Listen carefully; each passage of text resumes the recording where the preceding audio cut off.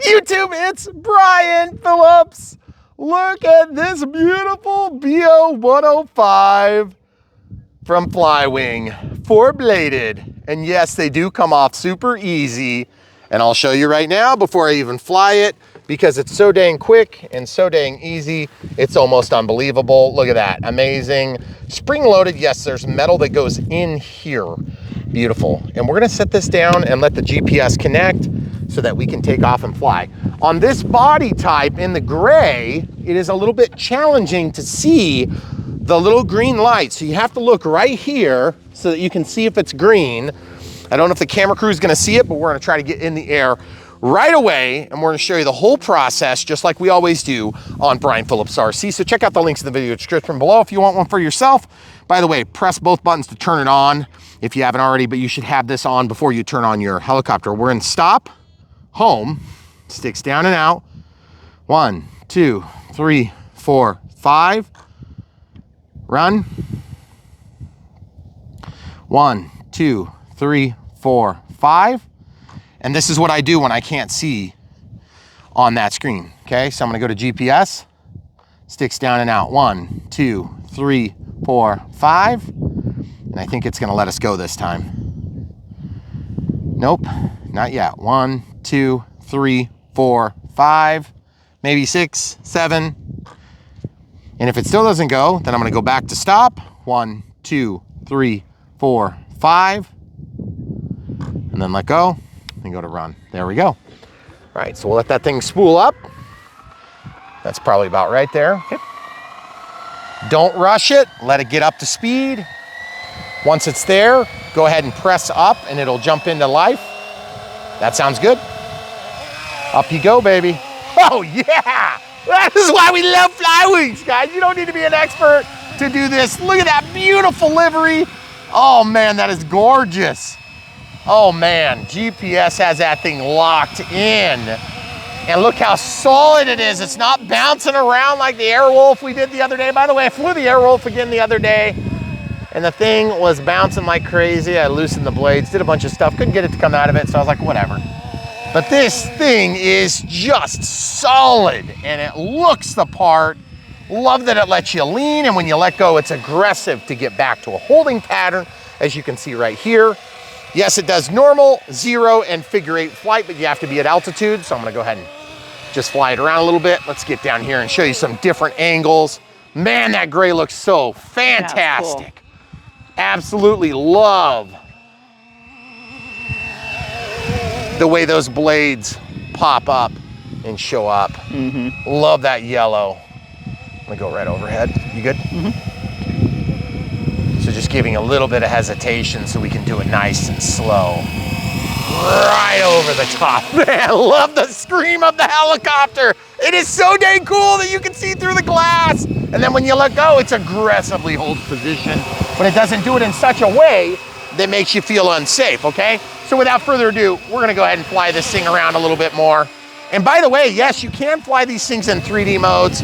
I'm gonna go to altitude and show you a little bit of that here. This is just me flying. Camera crew, you good? Okay, so only thing I don't like is the stick is over here, so it's kind of hard for me to get to it. So go to 3D. Okay. So here you go. So there you go. So just regular 3D flying. And then of course you can flip it over and do all sorts of craziness. And then if you get disappointed with yourself and you want to go back, just go back to GPS right like that. Locks the attitude and you're ready to rock and roll.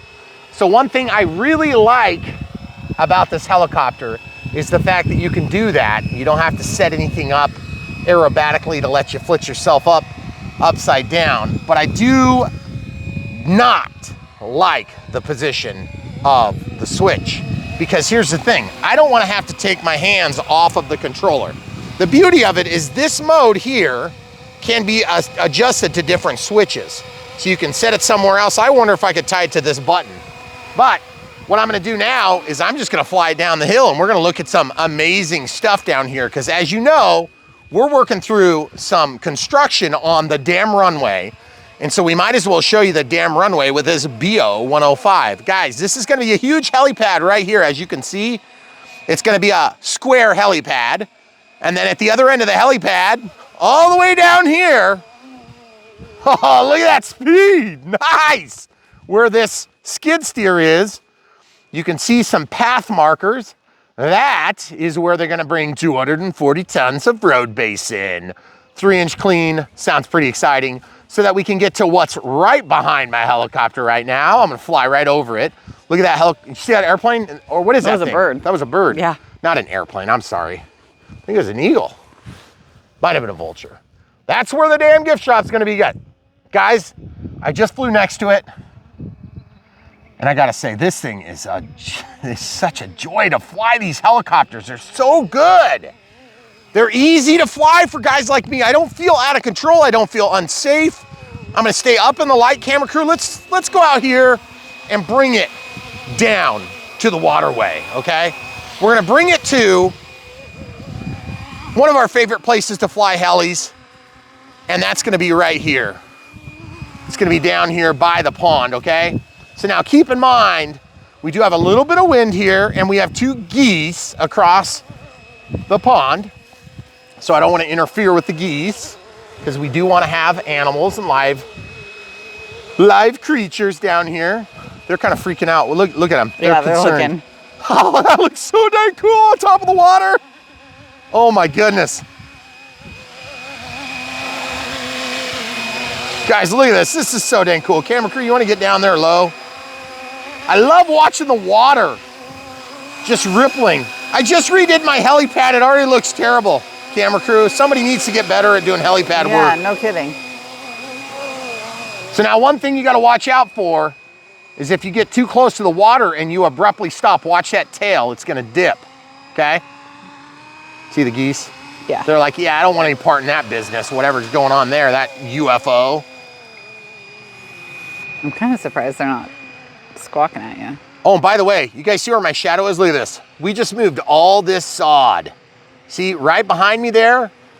All that sod, we moved it manually. It sucked so bad. It was terrible. The camera crew was not happy about it. No, she was not. And there was a lot of it. You see, it's still below me, still below me, still below me, still below me, still below me, still below me, and there it is. And then on the other side of the dam too, something like probably 7,500 square feet of sod. Anybody who's moved sod, please leave it in the comments below. You understand 7,500 square feet of sod is a lot of backbreaking work so that we can make this dam beautiful again. Oh man, that is so gorgeous. Okay, I'm gonna go through the trees. You ready? You good?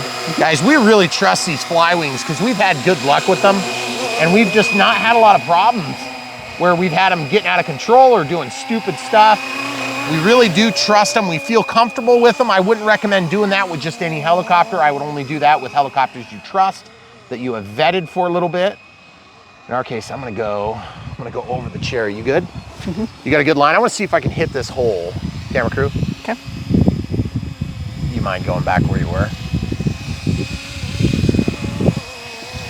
Oh yes, beautiful, I love it. It don't look very tight until you're the one doing it, guys. I gotta say, I love flying helicopters. It's so much fun. It's kind of loud. Let's go to Long Island here and show the people Long Island. Oh yeah, there it is. There's Long Island. Oh, the fish trap. It doesn't have any fishes in it though. Probably got frogs in it. Yeah, well, there ain't gonna be frogs after I come in here. They're gonna be like, oh no, they come to take us away. Man, that is so cool. Yeah, more sod, guys. Sorry about the PTSD there, camera crew. So this is the fish trap, guys. And yes, all those reeds are gonna grow back. Now, one other thing to watch out for. Man, I love the way that looks.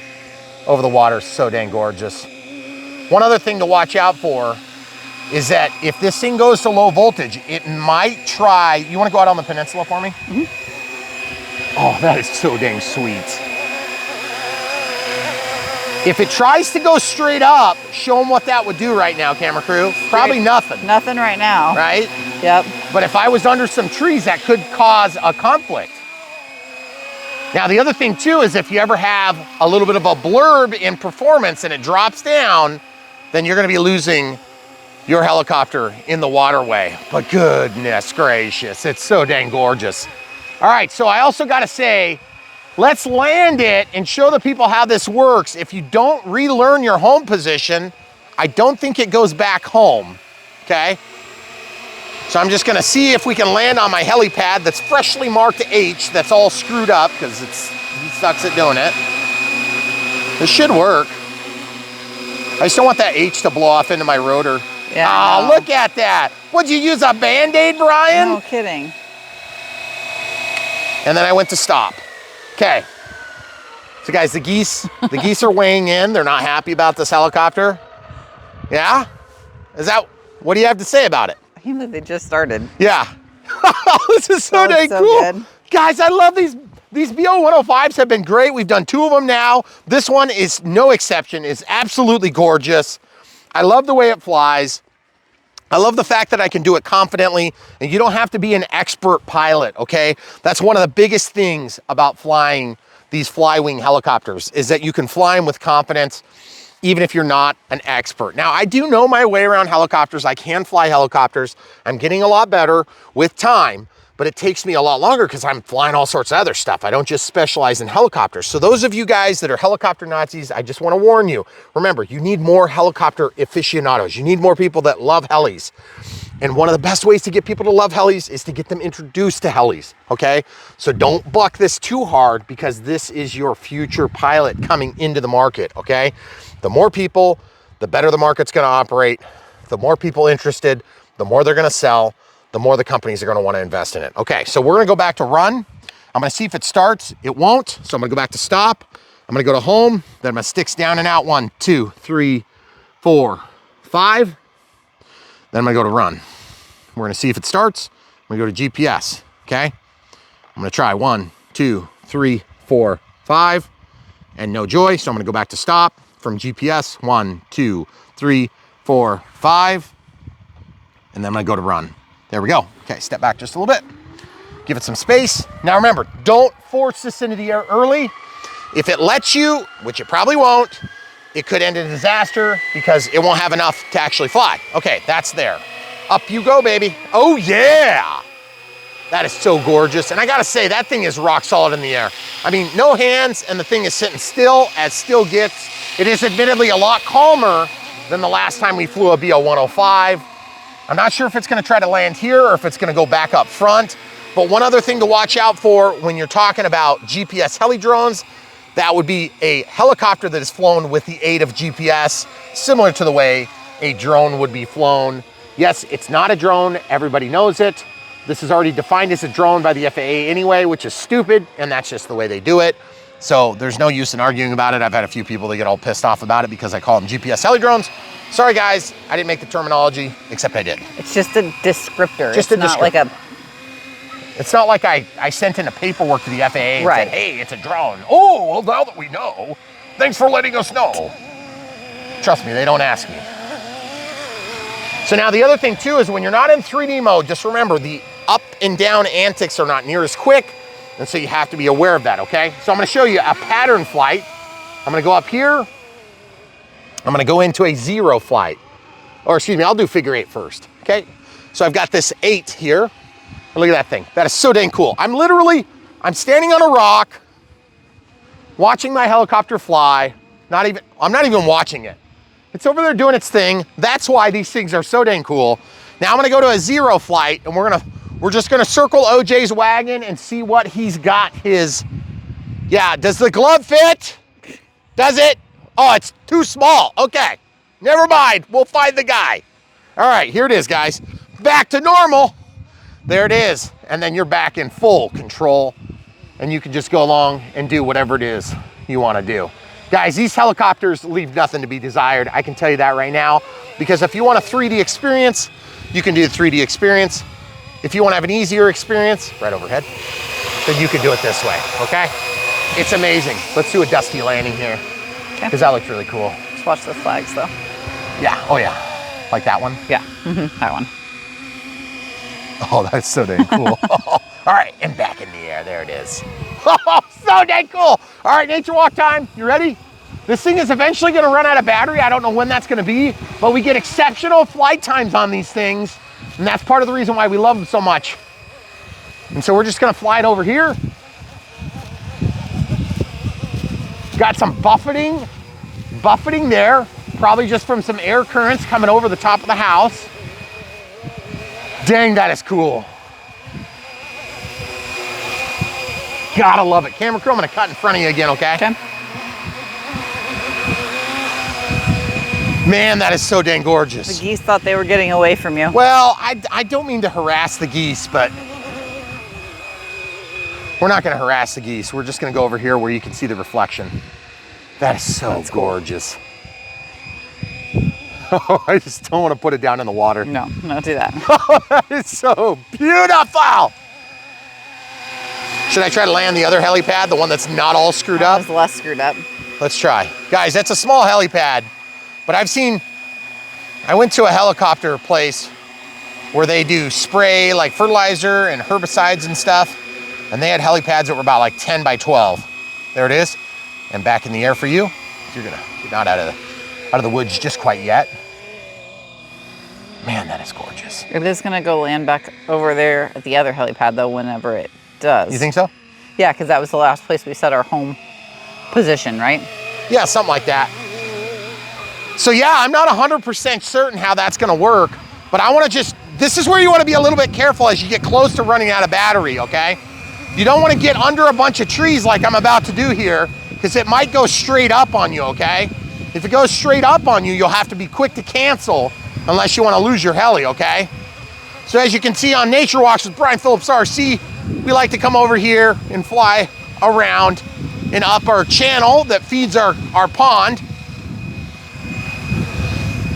We like to call it the channel of algae right now. I'm gonna do a high security maneuver here. We're gonna land on this little dinky helipad here. That is beautiful, guys. And then up in the air, just a little bit of upward pressure, and there it goes. Guys, I love flying these things. They're so much fun. It gets all the creative energy flowing, and it's just so neat to see them fly inside trees and stuff like this, when you can really get in close and you can tell exactly what's happening. It is just so dang cool. Now, this is admittedly where you can get into trouble, okay? Because we're getting close to running out of battery here, okay? And this thing is rock solid, but that doesn't mean it's not gonna go GPS fly home kind of mode, okay? So what do you think? Just fly it out there, go around? You're gonna go all the way around to the end? Yeah.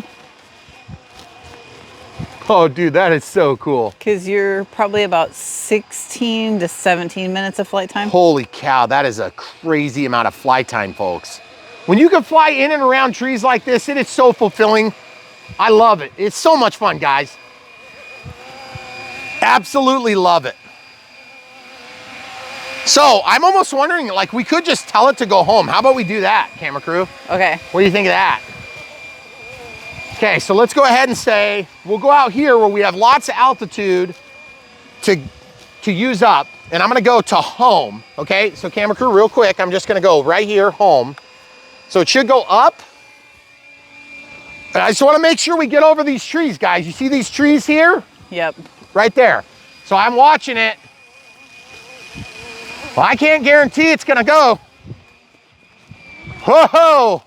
I switched out of it because I am not 100% sure it was gonna make it. I'm not either. So I'm in GPS now. I think it was probably good, but I'm not 100% certain. So now I'm past the tree that was in question. I think it was gonna be fine. I'm gonna go home now. So I just flipped home again. Let's see what happens. I may have to break out of this, guys. Oh, that is so dang cool. It's gonna land on, I don't think it's gonna make it onto that pad. It's so small. Do you think it's gonna be okay on the grass though? I don't know. Okay. I'll have to be prepared. I'm gonna show you how to break out of it though. You just go to GPS. I guess we'll see how accurate it is. That is a small pad right there, guys. No, come down here. I'm not going to 3D. Okay, why don't you just hold there. I just want to watch it. If it makes it, I'm going to be super amazed and really happy. If it lands exactly there. Super impressed. I think it's going to be fine. I mean, it's getting close.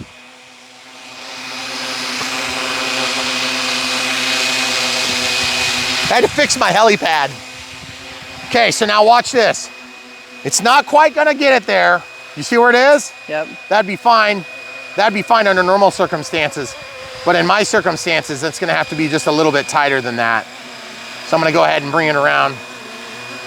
Now, I wanna warn you guys, if you don't pay attention, and this thing does like it did to mine, where it was really kind of close to the trees, okay? So I'm gonna just put it down there. And while I'm just kind of giving a tiny bit of down pressure, I'll hit stop, okay? That is so cool. Tall trees, houses, grade changes, topography. You gotta keep that into consideration when you let the GPS heli drone make decisions about where it is at time and space. There are gonna be times when it's not exactly tight enough, because that is a 12 by 12 block, okay? It was close though. And it was probably gonna land right here. I think it probably would have put down fine, but it's just more a matter of, I don't want the tail rotor to hit the ground and blow itself up, because that'll be no fun. So all you have to do is, this is in full stop, by the way, okay? You have to go from, while you're returning to home, you flip the GPS to get back to control, or you can just control it away, and it will start to allow you to control, but it still is working on heading, okay? And that's when I turn it around up there. But fortunately, I was high enough, I made it over all the trees. So, really cool, guys. The BO 105 from FlyWing in the gray livery is absolutely gorgeous. I thought I loved the yellow. Man, I really love the gray. It looks fantastic. And there's another color scheme. Yeah, we're probably gonna do that one too. But I really like this helicopter. And I gotta say, careful when you pick them up on these GPS heli drones. Make sure you're in stop. But can you beat how gorgeous this thing is? Just look at it. It is so detailed. It is so well done. And 4 blades of pure joy. Go down a little lower so they can see the water in the background too. Oh, that's so pretty.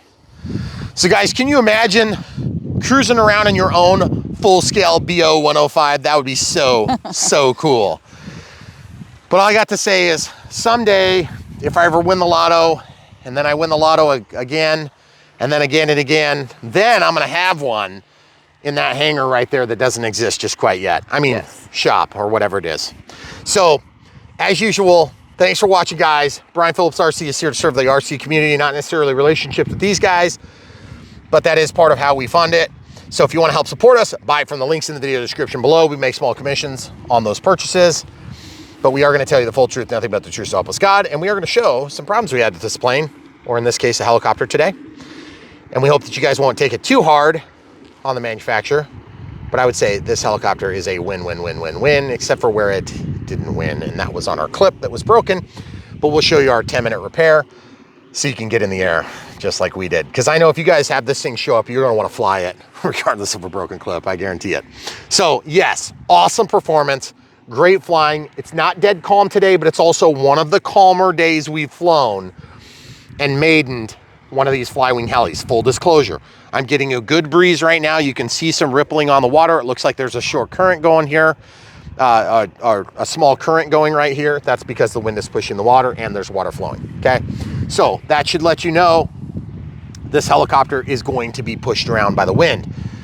It's almost unappreciable with this helicopter, okay? The last time we flew one was literally on the ice, right? Mm-hmm.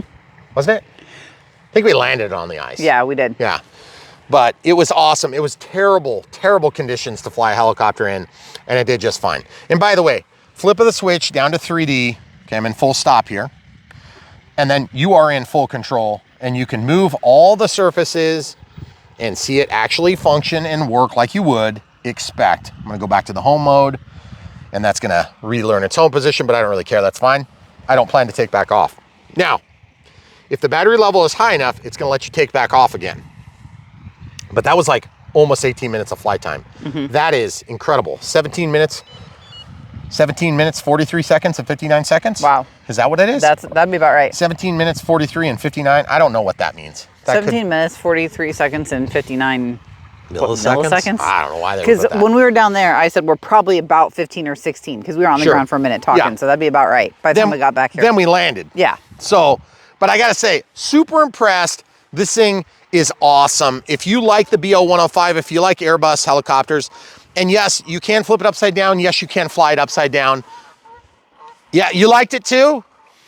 The geese liked it. They just told me in geese. But boy, oh boy. If you guys haven't experienced one of these GPS heli drones, you might want to consider one. I know that they're a little bit pricey, but remember, everything is going to get more expensive here pretty quick. So if you're thinking about it, pull the trigger now, buy from the links, help support us. It's what we do. What? Hey, cut it out. Stop. Those guys are having a fight over there. How geese babies are made or not? Yeah, I don't know. Are we going to show them? I did a minute ago. So we also have some ducks that are living here now, which is nice. We want some adopted. One pair of geese is better than 100. Anybody who's had a pond understands what I'm talking about, because they're aggressive. They are aggressive and they think they own it. Yeah. So, but yeah. So there you have it, guys. The Airbus BO 105. Absolutely gorgeous. Could you read that name for us, please? Yes. It says. How about the squadron? I have no idea. Well, that one I can. Yeah. Oh, you sure you can? Oh, no, that one. It is so dang cool. You got to get one for yourself. And yes, if you're a regular 3D flying aficionado, you can put it down to 3D. You can do all the stuff you want to do. You don't have to fly with the flight aids. And also you can go in and hook up to the USB-C with the USB-C to USB-A provided cable, and you make changes to the settings on the flight controller on the other end of this equation. Also, you can swap out the receiver, put what you want in there. But I don't do that with these just quite yet. I'm starting to get the hang of it, but right now I'm just very content to be flying them in the ready to fly configuration. Oh, and by the way, 5,000 4S battery included with ours. You can order with more or less depending on how you order it, okay? So without further ado, thanks guys for watching. We're gonna show you the Unbox build radio setup next, and it's gonna include the repair of our clip. Just give them a quick gander down in there and you'll see exactly what we did in the Unbox build radio setup. So definitely worth a serious consideration. These helicopters are getting so good. So definitely check it out. All right, stay tuned. Unbox is next. Leave your comments down below if you want to support us in 4 other different ways. We have Patreon for monthly supporters. Thanks for being monthly supporters. YouTube members for being monthly support as well. YouTube super thanks for one-time donations, and PayPal for one-time donations. But we still firmly believe the best way to support Brian Phillips RC is by amazing helicopters, quads, VTOLs, aircraft, and leaf blowers, or whatever it is we happen to be reviewing that day, because we love this hobby and we're really seriously doing it all before your very eyes. All right, stay tuned. So much more. YouTube, it's Brian Phillips. We got a box right here. We're gonna open it. We're gonna see what it's got inside of it. I have a sneaky suspicion it's a helicopter. Mostly because it says FlyWing on here. Now you guys already know what this video is because you saw the thumbnail. But I don't know what this helicopter is all about just quite yet, but maybe I do. We'll find out. Welcome to Brian Phillips RC. We unbox them, we build them, and we set them up, and we help you to get out of the chair and in the air by telling the full truth, nothing but the truth, so help us God. I don't know why they have box corner protectors on this thing, but evidently they have corner protectors on this thing. Apparently so. I don't really quite understand why. Maybe they've had an issue with this particular model and corners, but I don't remember seeing them before. Makes it a little bit more of a pain in the butt to open. Sometimes we get samples that are a little bit early, so they ship them a little bit different. Maybe they have a little bit more ground to cover. But either way, we show you what it's all about. You can make up your own mind as to whether or not you think an aircraft is worth getting. And we're gonna help you do that on a consistent and routine basis here on Brian Phillips RC. So if you haven't checked out BrianPhillipsRC.com, you should check it out, bprc.me. It's a short link, and it's gonna get you to the same place. All right, without further ado, good packaging. Obviously, lots of support around the edges, which is annoying to cut off. And then I can tell it's definitely a helicopter because it's not just a fake FlyWing box. Something I would do. A fake FlyWing box? Yeah, sometimes I ship things in boxes from other stuff. Yes. Okay, so I heard something shake, rattle, and roll, so I'm hoping that's not a bad sign. Normally wouldn't slide them out like this, but I'm not taking those end guards off. Okay. All right, so here we go. Trying to kind of make it exciting for myself. What do we have here? FlyWing. And I can't quite make it out yet. Get this out of the way. Oh my goodness, it's a Razorden BO 105. Amazing. Okay, so without further ado, we're gonna open it up. As you guys may have noticed, we've done a BO 105 before. It was in a different livery. So it was yellow and it was beautiful and delectable. So this time, we're gonna be doing it in a different finish, which I'm super excited about. All right, so let's take this foam out. This is away the, oh yeah, it's gray BO 105 scale flying aircraft. Of course, that's an Airbus model in real life. And let's just start with the unbox by pulling out the transmitter. Very exciting. Pull off that little thing. Okay, so throttle is spring-loaded to the center. This is what we like to call a GPS heli drone. And what that means is that there is GPS on it. It will do all sorts of cool things that your run-of-the-mill helicopter won't do, but it'll also do the things that a normal helicopter will do when they're in this size class and price class, which they are pretty expensive. So just keep that in mind when you follow the links to buy one for yourself from Brian Phillips RC. If you do, you'll help support Brian Phillips RC. All right, cool. So FlyWing, and we've got the charger cable at the US end. Let's see how this goes. Like to get the chargers fired up pretty much right away. So this goes in there, plugs into the wall, and then it looks like a 3S or a 4S connection. So I don't know which one this uses. I can't remember offhand, but I think it's a 4S. Ah, there's a battery. As you can see, different slots for different numbers of batteries. We'll pull this one out and get it charging right away. So it says FlyWing 5,000 milliamp hour LiPo battery, 14.8 volts. I don't know what the 74 watt hours is, the power rating. Okay, so how do you charge these things? One of two ways. You either use a provided charger, you plug it into a charging regular AC outlet, and then this will balance charge your battery. Just key it in here. And when you do that, you're gonna get denotation of the percentage basis left in the battery. Okay, so it's gonna show your percentages, I believe. And if you decide you wanna charge it on something that's a little bit more conventional for us, what we're gonna do is we'll show you how we would normally charge it. If we were gonna charge it on one of our smart chargers. Now keep in mind, because the smart chargers have an EC3 and an EC5 available on most of them right now, and you can charge them on a 4S, then what you would do is I'm gonna unplug this charger here.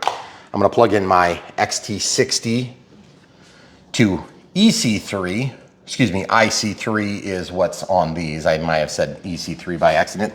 They are interchangeable, with the exception of the IC3 has the data jack in the middle, not necessary for charging on this application, because this is a dumb battery. Okay, so we're gonna plug this in. Shows 3.96 volts. Make sure that you keep the pressure off of your connections when you do that. So now we have to set up the charge because this is a dumb pack. Last one we did was real small.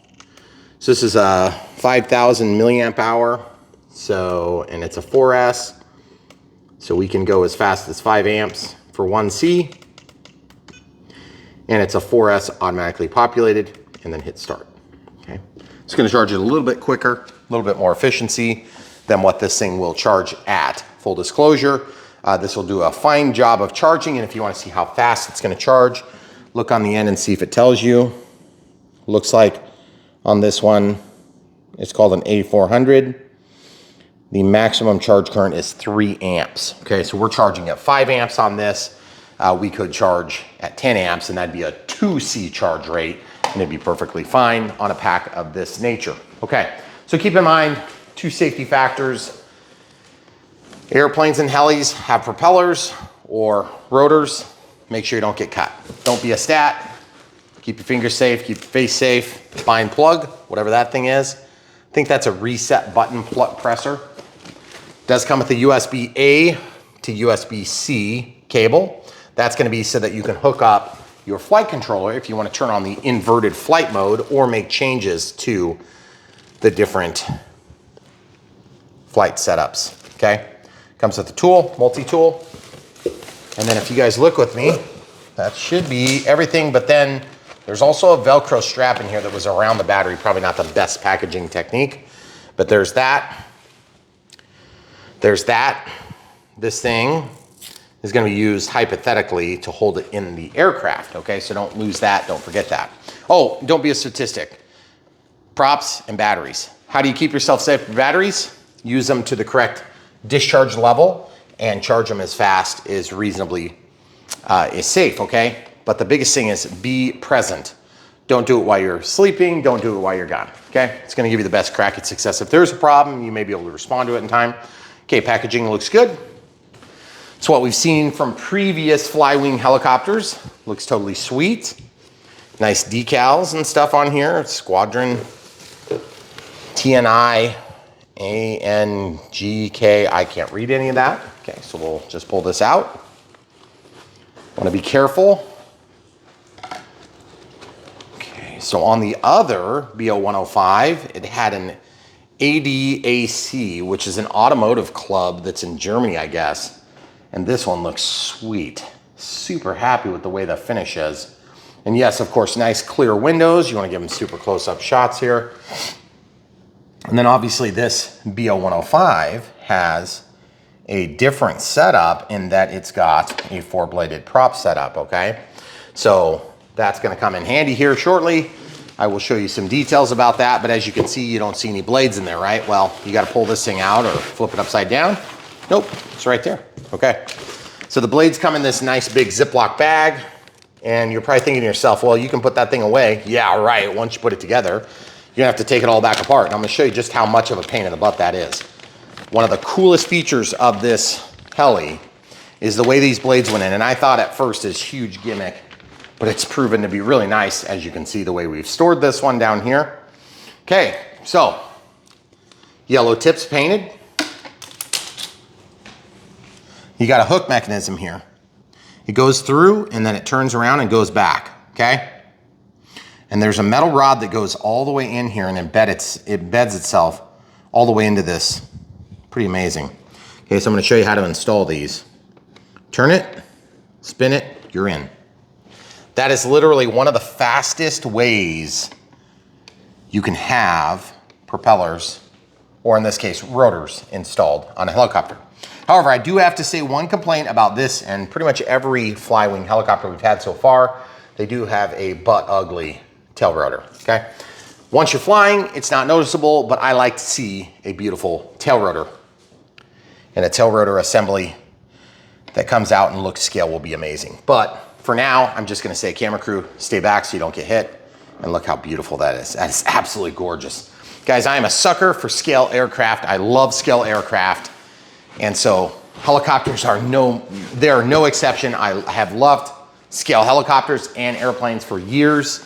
I'm an aviation nut. That's why we're building an aerodrome on our property. If you guys are brand new to Brian Phillips RC, that's one other thing you want to check out and follow along. If you're not subscribed, make sure you click the bell for notifications when you do subscribe so you can follow along and see what we're doing next on that project. And a lot of times that just falls in with our normal Unbox build radio setup, and we just throw updates in once in a while. Keep all your packaging for this heli because it is really nice to be able to put away the helicopters if you want to, just like I do. Right. Okay, so with that being said, one of the reasons why we love FlyWing is because even a novice can fly them. But I do want to say this right now. Novice pilots they tend to make more novice mistakes, okay? This helicopter will help with that. It doesn't mean you know how to fly, okay? So if you don't know how to fly this, then get something super cheap like that, one of those smaller ones. And my suggestion is start there, learn the basic controls, learn how to move it away from you, towards you, lean right, lean left, be able to do some coordinated turns, and that sort of stuff will help you to fly these. Now, this will fly itself. It will take off. You can fly over, let go of the sticks, and when the battery gets low, it will return and land itself. But it's always better if you have the common sense and wits about you to be able to fly a helicopter on a basic level. Now, do you need to be able to do 3D flying to be able to fly this thing? The answer is heck no. That's one of the reasons why we like these. Now, have people had issues with these helicopters in the past? Yes, they have, just like every other aircraft we've reviewed on our channel. And so we want to just bring to your attention one detail, and that is when we review helicopters, when we review airplanes, we always show them the way that we get them. And that does not necessarily represent every conceivable consequence or choice that you might make. But if you follow along what we do, generally you're gonna have a baseline of what you can get out of a helicopter. I'm not a huge fan of flying helicopters upside down. I don't really care, but this thing does have the fly upside down feature, which is kind of incredible. But I don't particularly care for that. Now, how do you turn that on? Okay, let's pop this hood off. I do not like taking this hood off of this helicopter because it's just kind of a scary thing to do. And you just kind of pull it out forward, okay? I'm a little bit nervous because I can see what looks like one of the tabs might be broke here. Let's show the people right there. One of the tabs might be broke here, okay? And I don't know if this is just an early sample, so they sent it to me so that we review this, but that should not be broke, just so you guys know. So that would normally go in there and it would snap on. So we're gonna have to make a value judgment if this is safe or not here in a few minutes. But for now, what we're gonna do is we're gonna keep doing the unbox build radio setup. Obviously, if there was an issue, you would hit up the companies that sold you this helicopter and see what they can do to help you resolve it. Now, I remember on the last BO 105 we did, this wire was tied, come over here, was tied right there, and I hated it because it made me super nervous about this heat sink getting hot and melting this wire that goes to this little doohickey, also known as the tail rotor. Do you want your tail rotor to stop spinning while you're flying a helicopter, camera crew? I would guess not. The answer is absolutely 100%. If it fails, you will crash, and you will crash almost immediately. So is this one set up the same as the other one? I'm fixing it right now, okay? So what does this cable do? This cable is used to help you reprogram and make changes to your settings in the receiver, excuse me, not the receiver, but the flight controller, okay? Also on that side note, we have to put 4 AA's in this. So at some point we're gonna plop some 4 AA's in. They're not included in the ready to fly, full disclosure, but you'll get as many batteries as you order it with. My suggestion is get as many as you can afford because they're usually pretty cheap. This is not an uncommon size though, full disclosure, okay? So this would plug in right there where it says USB, okay? This is the flight controller here. This is the receiver here. And so it uses an S-bus. And you can tell if you move this antenna carefully, see how it says servo iBus. Does that say iBus? Yeah, it says iBus. So it's just basically a bus that goes to the flight controller and it just shares the channel. So like you could hypothetically put a Spectrum receiver in here and you could communicate to this if you wanted to. You know, you could use your Spectrum receiver, but really all that's happening is this is receiving the signal from this particular transmitter, and this transmitter is a good quality transmitter. We haven't had a lot of problems with them, so I wouldn't necessarily recommend changing them, but it's up to you. Everybody has their own preferences. I prefer to use ready to flies for helis. Okay, so I'm gonna clip this. Now, if you don't have a lot of zip ties at your disposal, clip it right there, and you can reuse this, okay? Because we're gonna immediately retie it.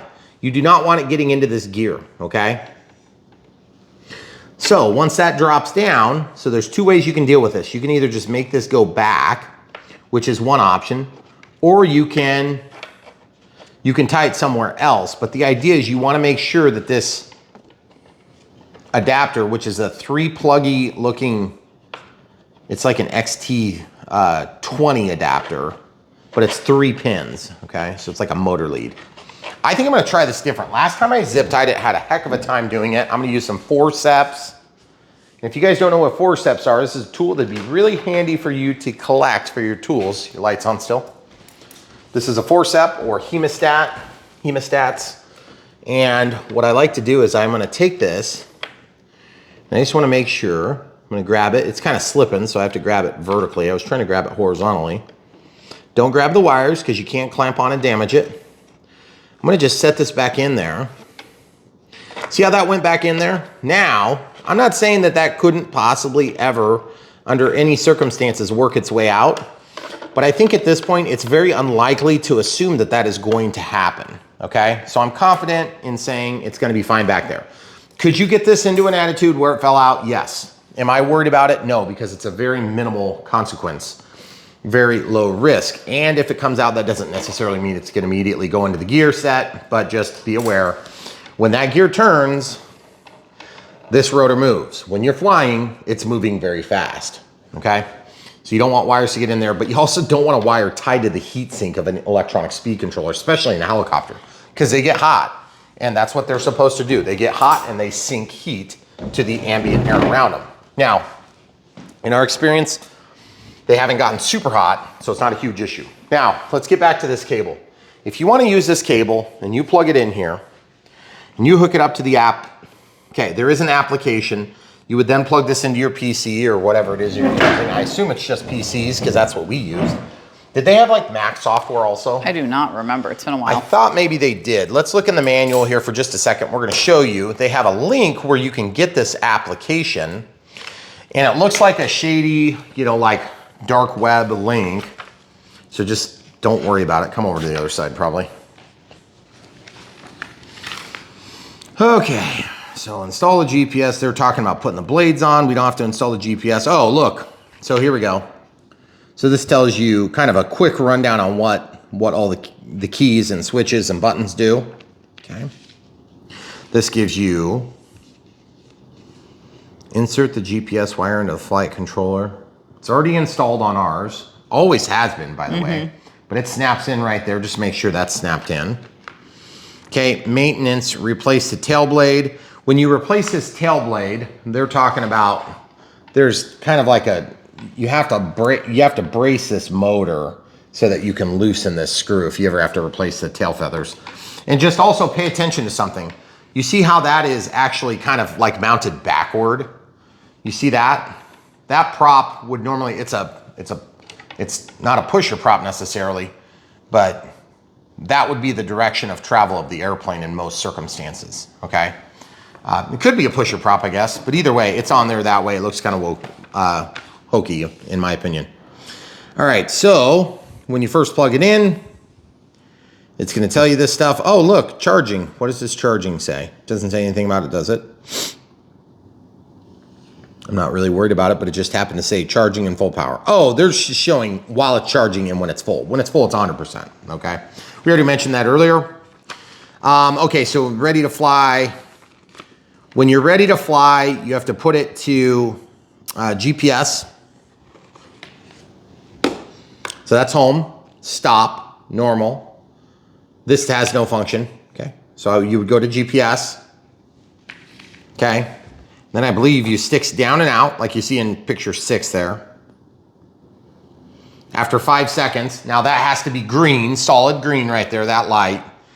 And then you can switch to run. It'll start spooling up, but it won't take off.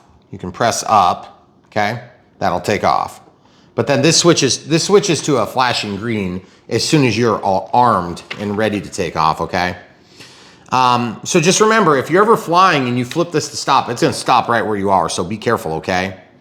And it looks like you can also do this to fly when you're in 3D mode as well. So like if you don't wanna wait for the GPS to attach, then you can arm and take off. But I don't generally fly in 3D mode a lot. I believe 3D mode is the mode where you would be able to fly when you don't want to have the auto leveling features. Now remember, like I said, this is a GPS heli drone. That's a name and nomenclature that we came up with ourselves.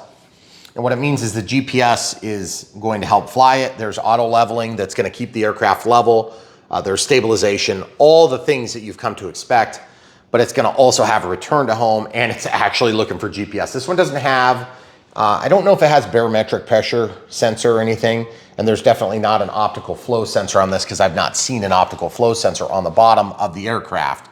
And an optical flow sensor is a downward facing camera that looks at geographic landmarks and helps to fly a helicopter. I'll give you an example of one. This is just another similar kind of offering.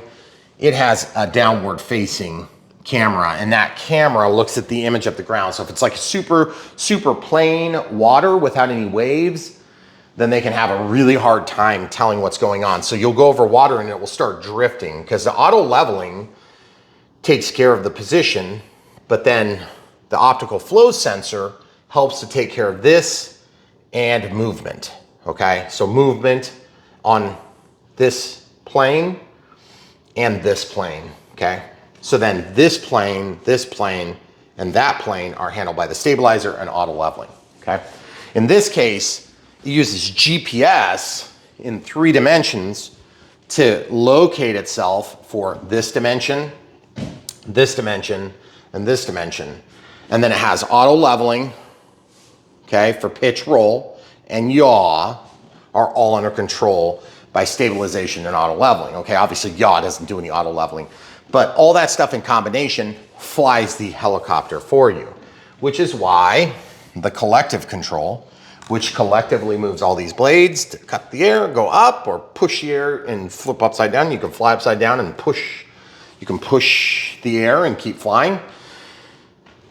The collective is spring loaded because all you're doing is you're commanding a move up or a move down, and then a yaw left or a yaw right, and then a roll right, roll left, lean forward, lean back, or pitch forward, pitch back. And that's how you fly the helicopter. This would be the cyclic, okay? So that's gonna actually, I like to think of it, if you were sitting in a helicopter seat or an airplane seat, this would be like the stick, okay? So it's gonna kinda, you know, you're leaning forward, you're rolling left, you're rolling right, this sort of thing.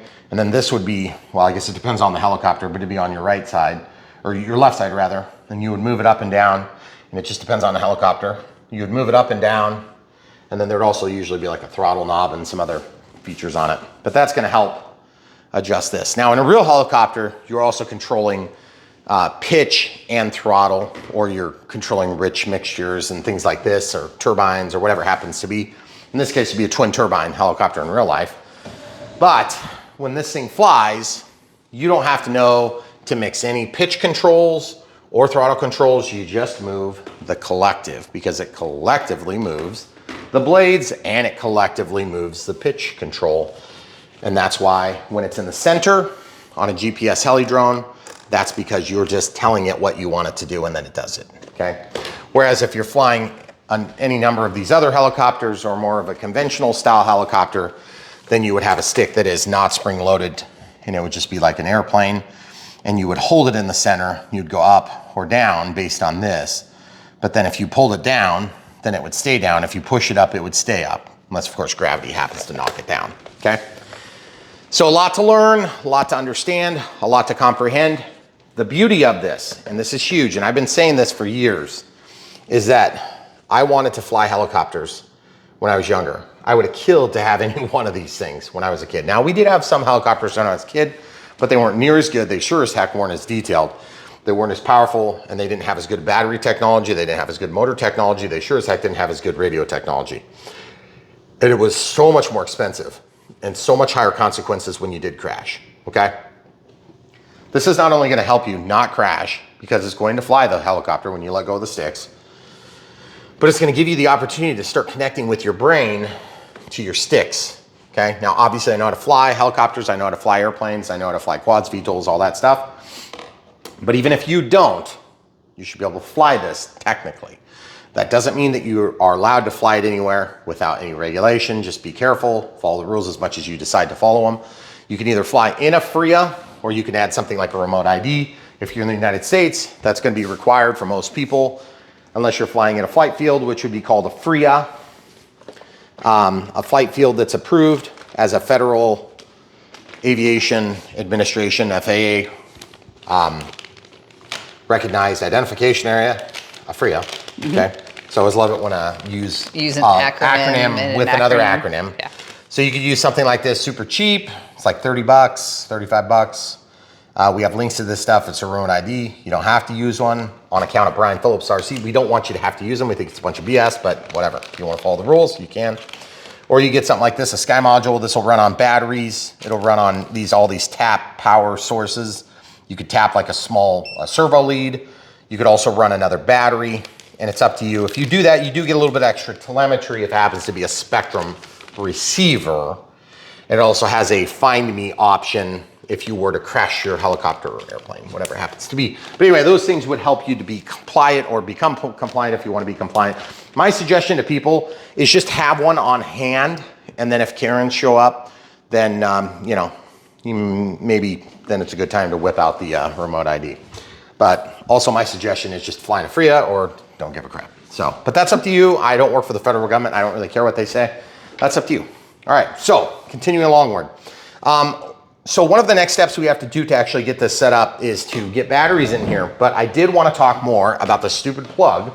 I keep getting distracted and I apologize, folks. One of the reasons I care about this plug is because it is kind of a weird setup, okay? Here's the software. if you look at this, this is talking about compass considerations. Compass calibrations.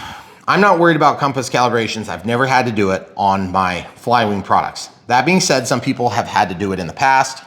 So if you have to do a full-on compass calibration, you may need to use the cable, okay? So in order to do this, you have to go to the FlyWing. They have a video that shows you how to do it, but they also have the software where you can download the application, okay? And then it's gonna basically assign a prolific driver through the USB port to simulate a serial port connection to this, and then you're gonna basically communicate with your flight controller, bring up some data, you can make some changes. And if you go into advanced, then you can turn on advanced mode, which is gonna allow you to flip it upside down, I believe, okay? So, I don't like flying upside down. Also, they have, if you go to FlyWing's website, you can get that software, okay? My suggestion is follow our links, buy the helicopters from the links, and then you know it's a reputable source. If you ever see a link that's broken for Brian Phillips RC, let us know in the comments below, or hit us up in the emails and we'll fix it right away. Special thanks to those of you who have ever done that. There's only probably been like 10 or 15 times in the course of our whole history where we've had to do that, but we appreciate you guys bringing that to our attention. Okay, so other things too. Beautiful body, beautiful finish, really nice skids, okay? Everything is well built. This is a fiberglass body. This whole thing can be brought out if you want to make changes to it or if you want to take and do service to it. So there's a couple of screws here, and then the whole thing can be brought out if I remember right. Now, you have to also undo the motor if I recall. I haven't done it yet, thank God. I haven't needed to. But if you need to, it's technically possible. I believe you got a couple of screws up here too. But one way or another, this is a beautiful helicopter. It's not probably a beginner helicopter, even though it's easy to fly. There's a lot of people that would tell you that. But I like to give good advice on Brian Phillips RC because at the end of the day, we want to make you guys successful in all your RC ventures. And the part of the way we do that is by showing you the entire process. Just in case there is a problem, we'll be here to try to help walk you through it, okay? So also on ours, I just want to make sure to remind you about one detail that we had on ours. This is a clip. It's supposed to receive this. Now, I don't know if ours is broken because they got like a return, and so that was part of just, you know, sending this out for us to review the helicopter, or if it just got broken shipping, but I have not seen that part fall out yet, okay? And I can't hear it in here, but if you ever see a part or a component that's broke on a helicopter, make sure you're comfortable with flying, given that that component is broke. Now, I was just gonna say, right here, this component appears to be like a plastic, or I can't tell for sure if it's metal or what, but if I was gonna try to fix that, I would take a piece of wire and I'd probably heat it up real hot and I would melt it in there and I would just mimic this shape, and then that would keep this canopy from popping off. But before I get any further, I wanna make sure this is gonna pop in here, okay? So there's 4 pins, 1, 2, 3, 4. And they slide in here, okay. Once they slide in, now look what's gonna happen from above. That's gonna snap on, okay? But see, there's nothing to prevent it from snapping in there, okay? There's nothing to prevent it from popping off. So that makes me kind of nervous. So I think what we need to do is we need to resolve that right now. And here on Brian Phillips RC, we hate having to do this stuff, but we're gonna do it anyway because we need to make sure that we can do this safely, okay? So in order to fix this, I'm just gonna show you the exact process I'm gonna take, and I hope you guys don't have to take this. Obviously, if I was you and I ordered this, and I would just say, hey, you can fix it. But we're gonna fix it right now because I'm impatient. So, what do when you have a broken helicopter? Well, you get something like this. And we figure a way to melt it in here. And I think this might be thick enough to help us put some pressure on the opposite side, okay?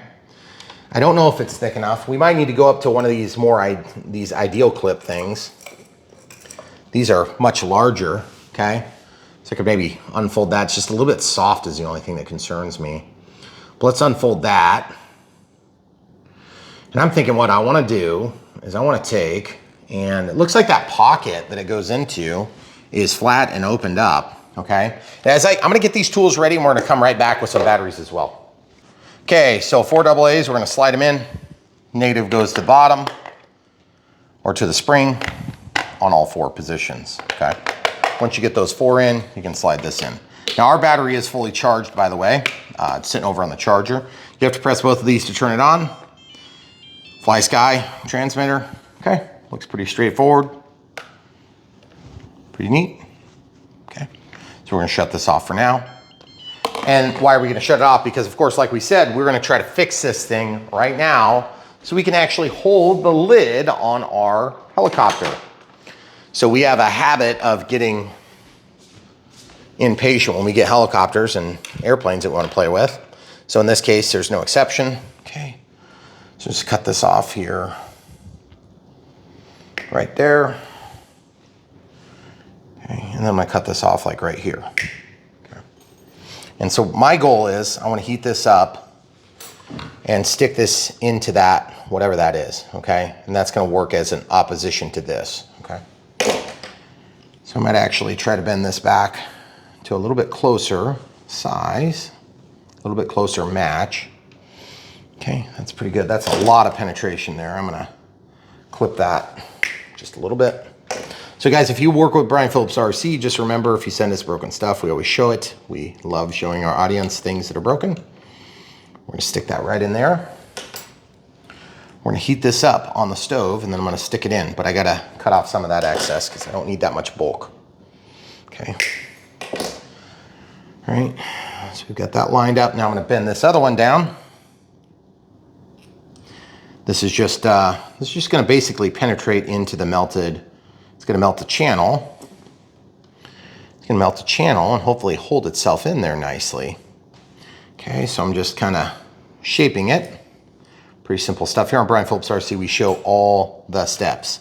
That means that sometimes the steps are like, good Lord, you really had to fix that thing? Yep. It's embarrassing, but whatever. Okay, so that's gonna go in there. Now, I don't know for sure this is gonna penetrate when I heat it up, so I'm going to bring it over here. I'm gonna choose to use my stove because the stove will get nice and hot really quick. Use this back burner. Kids, don't do this. If you don't own the house, don't use the stove to light things on fire. That's what you do when you own the house, if you want to. I am holding this so I don't get burned with some needle nose pliers. It doesn't need to be 1,000,000,000 degrees to work, but you need to have it pretty dang hot in order to get melted into the, whatever the heck that is. Now my hope is, when this gets nice and hot, I gotta get both pieces hot. Because you're gonna stick nice and hot. Both sides, right? Just relax. Okay. You see what I'm doing here? Now I'm gonna pull it out. Why? Because I need to heat it up again. Okay, so go back to the bigger heater this time. Woo! Turn that exhaust vent on. Got some stench coming off of here. Not that I could tell. You're not showing the people because you're afraid of how gross our stove is disgusting. I wasn't planning on filming a cooking video today. Well, I am really sorry that you weren't. I was, obviously. Don't bump me. Okay guys, now look at this. I'm just gonna hold tight. I'm just gonna relax for a minute. I'm just gonna let it sit and relax and cool. Okay? We'll come back in 30 seconds. Okay, so it's been about 10, 15 seconds, and basically we're just gonna let that keep cooling for a minute longer. And while it's cooling, I'm gonna carefully come in here with a blanket, or in this case, a towel, and I'm gonna take and use that to protect the fiberglass. I'm gonna push down on the top, make sure everything is dried. You can see right there, it kind of bulged up a little bit. I think we're okay still. And the whole objective of this is that when that cools, I can use it to mimic this shape and still have a little bit of strength to it, okay? So it should be cool in just a second. I'm gonna take some ice water that I have here and just put it on there. And you can see I've made this nice little bubble apparatus. That was kind of interesting. You guys see what I did there? So now it's just testing the waters, quite literally and figuratively. I'm gonna take and just cool that off. Yep, everything is good there. So now we should be able to go ahead and camera crew's gonna move back a step. Let's bring it over here. And we'll see if we can actually get this thing locked on here. Now, I should warn you, when you use metallic devices like this, you know, whether it be you know, an ideal clip in this case or a regular paper clip or whatever, you know, they sometimes get pretty brittle, but I can't imagine them being any more brittle than the plastic that was already broken on there. So I'm not super worried about it, but I am hopeful. I'm putting the tool away in hopes that I don't need it. Okay? Okay. But that was pretty ballsy maneuver. Wishful thinking. Yeah. Okay, so we're getting these penetration here. 1, 2, 3, 4. Now look, show them from the window.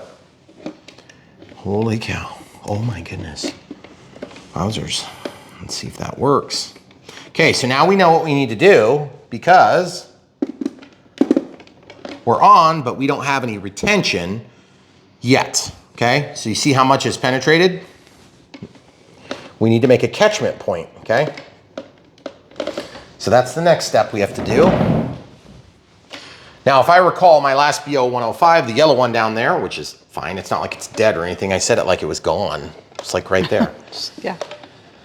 The last BO 105, I also had kind of struggles getting the lid on. It was a little bit challenging, but I was always able to get it on and off.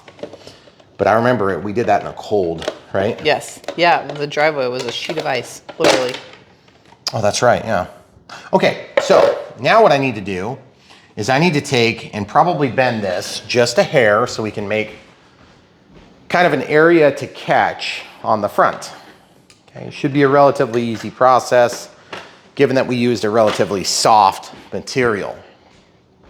Okay, I hope it's easy. Okay, so I need to squish this down just a hair right here. Okay, actually would rather kind of take and flatten this by bending in. So I'm gonna grab carefully, bend in.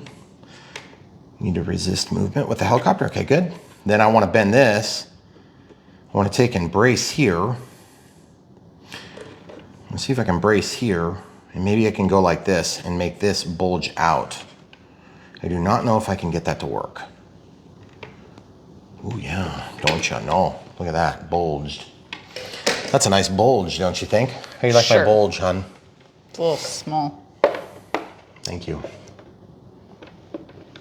Okay, so we've got 1, 2, 3, 4 pins lined up. And we'll just see if this goes in. So FlyWing, if you're watching this video, you might want to think about redesigning this, because honestly, I feel like that's going to probably stay, but then look over here. You can see we have a poor fitment.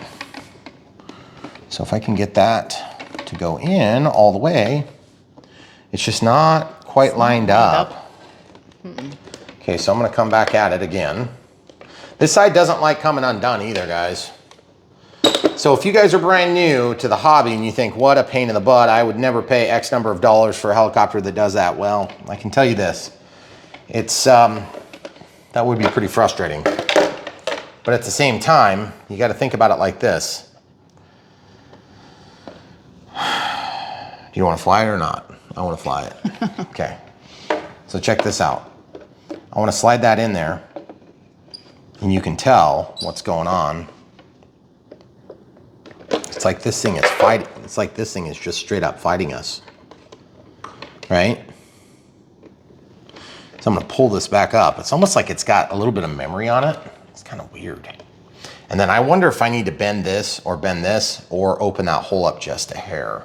I wanna find out how to do it so that you guys can follow along. If you need to do it to yours, probably a good idea to redesign this a little bit though, because that is not something I wanna be doing as a customer. And you know what? I'm gonna pull my whole apparatus in just a hair. Okay, so I'm gonna just grab out here toward the end because that's the only place I can fit it. And I'm gonna just pull the whole kit and caboodle in just a hair. Then that will hopefully not pull as hard. Okay. I actually trust mine more than I trust the factory one, which is sad because it's a paper clip. Do you see what's going on there? Oh man, we got good penetration. Wowzers. Oh my goodness. That feels good. But look at that fitment though. It's just rubbing this edge. You see? Yeah. Right there it's tight and we're not pushed all the way in. So it's not coming off now. No. But it's not coming off forever. And I want it to go on and snap on using the snap clip up here. So what that tells me is that as this pin is going in, it's trying to push down because it's pulling this joint tight. So this hole needs to be opened and reamed down a little bit. So the next thing we're gonna do is we're gonna use, I'm actually gonna try to cheat a little bit and use an X-Acto knife, and I'm gonna use a flat-bladed screwdriver. X-Acto knife and flat-bladed screwdriver. Of course, you could use a drill if you wanted, it'd be no big deal. Whatever you guys think is gonna be the best option for your application. Hopefully you're not doing this in your application. Okay, so camera crew is gonna come to my right side for a minute. This is just gonna be used to help me pry this open, okay? It's not like I couldn't get it, but it's just a lot easier if I can pry it, you see? Because it's super tight right there. Which means, oh yeah, we gotta actually cut the, see, it's being forced down, which means I need to take a little bit off the top of that hole, or I need to bend this rod down just a hair. I think it's gonna be easier to take a little bit off the hole than bend the rod, okay? So let's see if we can get this. This does work nicely though. See, just gives you a nice pry point. So it's actually pressing hard on the top. So I said that backward in my assessment. So I wanna take a little bit off of this hole here, just like this. See, I just took a little scrape. There's one, there's two. You can see it, good X-Acto knife does a good job. There's three, there's four, there's five, there's six. I bet that's close to enough. Surprising how quick you can get it. Talking about micrometer measurements here. Ooh, yeah, look at that fitment now. Wowzers. And then look down under. Oh yeah, buddy, look at that. Nice fitment there. Okay, and then look at this. If I want to take this off, I want to be able to put my fingers in here and pull out, but it's just, I don't want to push real hard here because it feels like it's gonna break. Like it's gonna break a seam or something. I'm not saying it would for sure, but it just makes me nervous, and I'm kind of a careful type of person. Okay. Okay, so now I'm going back to my pry bar. Pry bar in sideways, get it in there, pop it forward, pop it forward, pop it forward.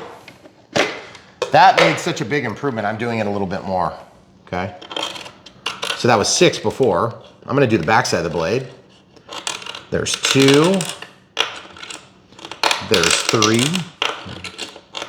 there's 4. So 6 plus 4 is 10. I'm gonna do just a hair on this one.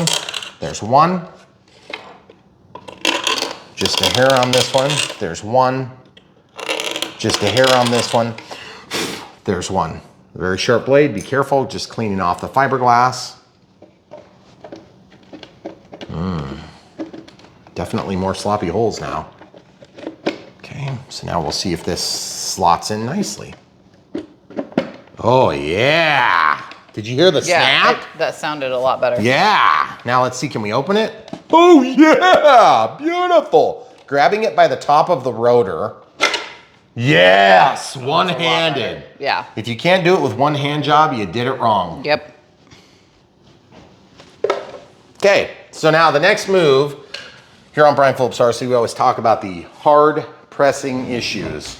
We want to help you guys to have success in RC. And part of helping you find success in RC is fixing crap that shouldn't have been broken. But usually? Usually is. Yeah. So now that being said, I'm just gonna put away my tools in my kitchen drawer. That's right, my kitchen drawer. Yeah. And for those of you that have wives that don't let you store things in your kitchen drawers, maybe you'll go to your shop or your tool bench or whatever it happens to be. So I have tools in like 6 different spots in my house because I'm too lazy to bring them with me for more than about 10 steps. Yeah, if you have to walk more than half the room, you need your own set. Yes. Now, one other thing is fiberglass is not a good thing to get on your skin. So most of that was embedded in clear coat or paint, so I don't think it's gonna be a big issue. But if you have to cut a lot on yours, put some gloves on, just a tip from somebody who doesn't like fiberglass in their skin. Some people can play with insulation all day and do just fine. I'm not one of those people. All right, so totally unnecessary steps here on Brian Phillips RC. That's what we do best. All right, so we're gonna stick this in the hole. You ready? So they gave us Velcro. It's on there, pre-populated with Velcro. Oh, one other thing that's a good idea, when you get a battery from a particular manufacturer on a ready-to-fly helicopter, my suggestion is to write on them what they are, where they came from. So this is gonna be the gray. BO 105. BO 105. Now, the reason that I looked at my camera crew, which you guys might not be able to see, is because I sometimes can't spell words. Oh. So I'm gonna slide this in here sideways and I'm gonna show you how nice it fits. So that Velcro is really handy if you're going in this way. Okay, so if somebody wants to explain to me how that works, that'd be great, because the last time I checked, it doesn't fit this direction. And so yes, you could technically stick it in there if you want, but you're gonna have a heck of a time getting it in, okay? So not really sure what this is supposed to do for anybody. So what I'm gonna do is I'm gonna be a smart feller. I don't even like Velcro on my batteries. Just gonna peel that off, and I'm just gonna stick it to it. Why am I putting it on the back side of the battery? Because I don't wanna block the important critical information. Now, this stuff drives you nuts. If it drives you nuts like it drives me nuts, because it drives me nuts. There's a few different ways you can take this off, okay? One of the easiest ways is to get a Q-tip and work like this. When it's fresh, you can usually get it off. If it doesn't come off, you can use Kicker, which is CA accelerator, and it will help you take this stuff off. You can also use, what's the other stuff you use, hon?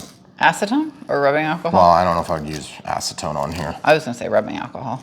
So, see how it's coming off?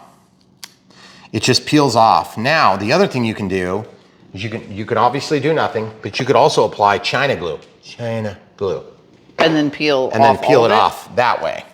No, it'll peel off, it'll stick to itself on your Q-tip. But since I don't wanna have to deal with that adhesive until the end of freaking time, I'm gonna use this method because it's easy and it works every time it's tried. A little bit of Kicker. I'm serious, there's like 1.5 drips. Okay, see the Kicker? The Kicker is, guys, it's CA accelerant, okay? So then what I'm gonna do is I'm just gonna spread that around and let that work for a second. And believe it or not, it'll actually break down that adhesive to where it will come straight off of there. And it'll be super, super fun. And I'm just gonna actually dip the whole tip. Here on Brian Phillips RC, we dip the tip on a routine basis so we can show you new tips and tricks, not the least of which is cleaning off gooey mess. Okay, lots of that in this video. So, for those of you that don't have helicopters and are afraid of helicopters because you're afraid of it decapitating you, which is a fair consideration, just remember, the easier it is to fly, the lower the likelihood of decapitation. So just remember that, and I want to say that with all joking aside, there are some helicopters that could decapitate you, okay? This one, yeah, you'd have to have a pretty small head and neck to be decapitated by it, but you could have some pretty serious injuries. So if you're not prepared and you need help, then watch the video all the way through, see what you can learn, and then possibly get some help from a local flight club. And even though these things are super easy to fly, they are definitely, you know, the type of thing that can whack you pretty good. Okay? All right, look at that, amazing. It's almost totally clean. And once it's totally clean, then you won't have to deal with that schmutz on there all the time until the end of time, driving you insane. Okay, and then once it's clean and you're ready to rock and roll, then there's two ways to do this. You can either slide it in this way, which I'm gonna do now, till it gets to where you think you want it. And it's great. And then I'm gonna also use a supplemental Velcro strap that came with it, just in case I wanna go in and do some crazy 3D, which I don't really anticipate doing. Feed that under the belly of the beast. Put it around the top, pull it, strap it. Done deal. Pretty exciting. Okay, now, without further ado, I wanna fly this helicopter. One of the #1 reasons why you need a helicopter if you don't have a helicopter is because when it's blowing like crazy, The wind is terrible. You can almost always fly helicopters compared to flying airplanes. Now, of course, you're not gonna go out there in a tornado or a helicopter, or excuse me, during a tornado or hurricane and fly a helicopter, but you actually might be able to, depending on the helicopter. In our case, we just have a lot of spring weather this year, and it's been very, very, very windy. We've had like about 3 days it's been calm, and we haven't been prepared to fly. So we're super excited to fly this in not terrible weather, but we're still gonna do it. Now, also, you do have a balance lead here, so you could use a voltage alarm if you decided you wanted to have the double redundancy of being able to tell what the voltage is audibly, but a lot of times you can't hear them over a helicopter, okay? But just rest assured that this flight controller is designed to return to home upon low voltage. So I say this early and I say this often. If you fly under tree canopies or you fly completely obstructed from GPS, be careful. Twofold can happen. One, you can drift because the GPS is no longer helping to hold position. And then two, when it tries to go home, it might run into whatever's above it. So like say you've got a sprawling oak tree and you fly under this oak that's like 100 feet tall and it goes to go home, it'll go straight up. You can cancel that return to home by going back to GPS like this. You can cancel it quick and it will cancel that. Then you can fly to a safe spot, you know, a few seconds later, put it back to home and it'll return to home, okay? So just remember, there's ways to overwhelm some of the autonomy that the helicopter presents, but you don't have to use them. Okay, so without further ado, we're gonna fly this thing and we're gonna see you guys on the next go around, because here on Brian Phillips RC, we tend to show the maiden flights at the beginning of the video when it comes to helicopters like this, especially in ready to fly finishes. So just remember, buying from the links in the video description below, you do support Brian Phillips RC. Smash the like button if you enjoyed the video, if we answered some of your questions, or if you found any sort of value, maybe a little bit of humor you enjoyed, or whatever it was. Smash the like button. We appreciate that. It helps us with the algorithm on YouTube because we do long format content so that we can squeeze a whole lot into a whole lot more video. Unlike some of our competitors who throw things on tables with neon lights, and that constitutes RC coverage. But in our case, we want to show you the full truth, nothing but the truth, so help us God, so that you guys can be out of the chair and into the air. We're going to get you there on Brian Phillips RC by showing you the details that others won't. Like, for instance, cutting that wire off so you don't catch it on fire. Fixing whatever the hell happened here, okay? I don't know what happened here, guys. That's really annoying. This is expensive. It shouldn't have come broken. But guess what? Stuff happens, and my helicopter, I'll forget about that in 5 minutes, but I'll also be flying. Now, that being said, if something more significant happened, I'm sure they would take care of us, and if they didn't, we would also share that. But we have this strange way of getting what we need from these vendors because of our unique circumstances. We understand that's not always true for you as customers. So let us know if you have problems from any of the affiliates we ever work with. And sometimes they are not good to people and we stop working with them, which we've done that to more than one, okay? So we are looking out for you guys. We want you to have the best RC experience possible. And that means that even though we might make a buck or two on sending you guys to buy from somebody that's, you know, appears to be good, we find out they're not, we work with them to fix it, or we stop. Because here we serve the RC community, we serve you, the viewer, and not necessarily our relationships with these different vendors, merchants, distributors, hobby shops, and brands. As you can see, everybody knows we work with all these brands, and that is just part of what we do. But we want to be fully truthful to you guys. We want to show you guys our real experience, and we want to help encourage you into the hobby and not get you into something that's going to be a huge headache, okay? If it's a headache, you're going to know because you'll see us, okay? All right, stay tuned. So much more from Brian Phillips RC. Leave your comments down below. If you want to support us in other ways other than buying this particular helicopter, there's tons of other vehicles you could buy. And all you have to do is look no further than BrianPhillipsRC.com, also known as BPRC.me, if you don't know how to spell Brian Phillips RC.com, okay? Both of them take you to the same place. When you get there, you can scroll through something of our 2,800 videos sorted by type or brand or affiliate we worked with. And then you can find exactly what you want. You can compare and contrast these beautiful helicopters, airplanes, quads, VTOLs, leaf blowers. And when you find what you want, you can either buy it from links or you can check out the videos here on Brian Phillips RC because we have so much plethora of content. It's hard to use our search features because there's just a lot of stuff shows up the same way, okay? Also, if you want to help support us in other ways and you just can't bring yourself to buy another helicopter because your wife threatened to leave you, we understand these things happen. And when you're divorced, you can get it. That's not what I meant to say. Oh, yes, we have PayPal for one-time donations.